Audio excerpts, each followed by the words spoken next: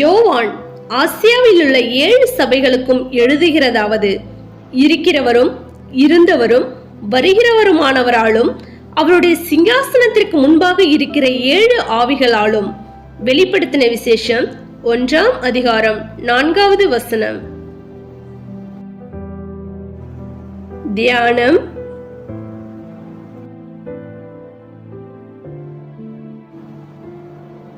தேவனுடைய பரிசுத்த ஜனமே, இவ்வசனமானது வெளிப்படுத்தின விசேஷம் ஆசியாவில் உள்ள 7 சபைகளுக்கும் எழுதப்பட்ட நிருபம் என்பதை நமக்கு உறுதிப்படுத்துகிறது.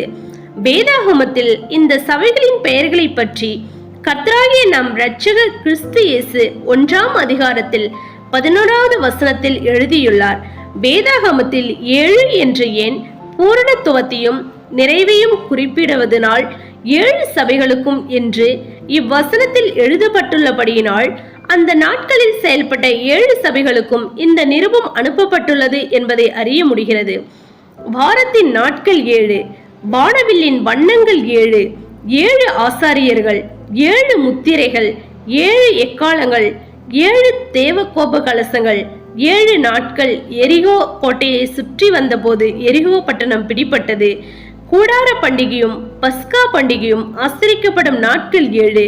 நாகமான் குணமடைவதற்காக யோர்தான் நதியில் 7 முறை மூழ்கினான். கல்வாரியின் ஆண்டவர் சிலுவையில் இருந்து மனுக்குலத்திற்காக பேசிய வார்த்தைகளும் 7. வெளிப்படுத்தின விசேஷ புஸ்தகத்தில் 7 என்று 49 இடங்களில் குறிப்பிடப்பட்டுள்ளது.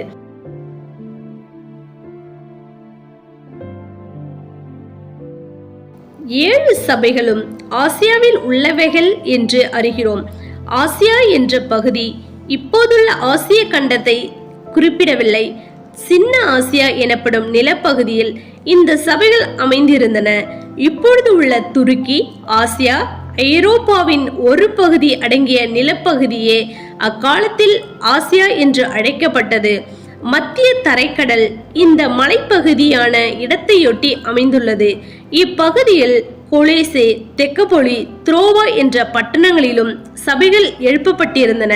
ஆனாலும் மேற்கூறும் இந்த 7 சபைகள் மட்டுமே பிரதிநிதித்துவ நிலையில் தெரிந்து கொள்ளப்பட்ட சபைகளாக இருந்தது.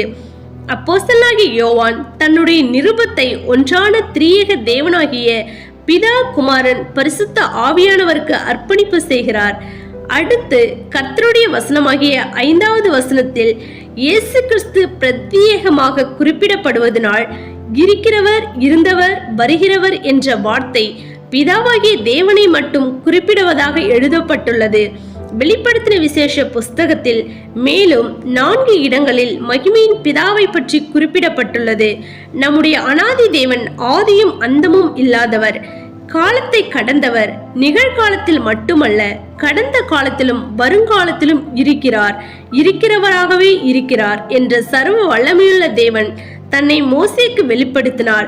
தேவாதி தேவன் பல்லாயிரக்கணக்கான ஆண்டுகளுக்கு முன்பிருந்தவரும் பின்பிருக்கிறவருமானவர். தேவனுடைய சிங்காசனத்திற்கு முன்பாக இருக்கிற 7 ஆவிகள் என்ற வசனம் தேவனுடைய பரிசுத்த ஆவியானவரை குறிப்பிடுகிறது. வரங்களில் வித்தியாசங்கள் உண்டு, ஆவியானவர் ஒருவரே. தேவனுடைய 7 ஆவிகளாகிய 7 அக்கினி தீபங்கள் சிங்காசனத்திற்கு முன்பாக எரிந்து கொண்டிருந்தன. பூமி எங்கும் அனுப்பப்படுகிற தேவனுடைய 7 ஆவிகளேயாம். பரிசுத்த ஆவியானவரின் 7 விதமான தன்மைகளை பற்றி எசேயா தீர்க்கதரிசியை கொண்டு எழுதப்பட்டுள்ளது. 1. ஞானத்தை அருளும் ஆவி. 2. உணர்வை அருளும் ஆவி. 3. ஆலோசனை அருளும் ஆவி. 4. பலனை அருளும் ஆவி. 5. அறிவை அருளும் ஆவி. 6. கர்த்தருக்கு பயப்படும் பயத்தை அருளும் ஆவி. 7. கர்த்தருடைய ஆவி. பரிசுத்த ஆவியானவர் கிருபையின் கால தேவனாகவும் அப்போஸ்தலருடைய நாட்களில் சபையின் ஆளுகை பொறுப்பு பெந்தெகொஸ்தே நாள் துவங்கி பரிசுத்த ஆவியானவருடைய கரத்தில் ஒப்புவிக்கப்பட்டிருந்தது. ஆனபடியினாலே அப்போஸ்தலனாகிய யோவான் தன்னுடைய வெளிப்படுத்தின விசேஷ புஸ்தகத்தில் பிதாவுக்கு அடுத்தபடியாக பரிசுத்த ஆவியானவரை குறிப்பிடுகிறார். இந்த பரிசுத்த ஆவியானவரே பிதாவினுடைய சிங்காசனத்திற்கு முன்பாக இயேசு கிறிஸ்து நிற்கும்போது ஆட்டுக்குட்டியானவரின் 7 கண்களாக வெளிப்படுத்தின விசேஷம் 5-6 வசனத்தில் வெளிப்படுகிறார்.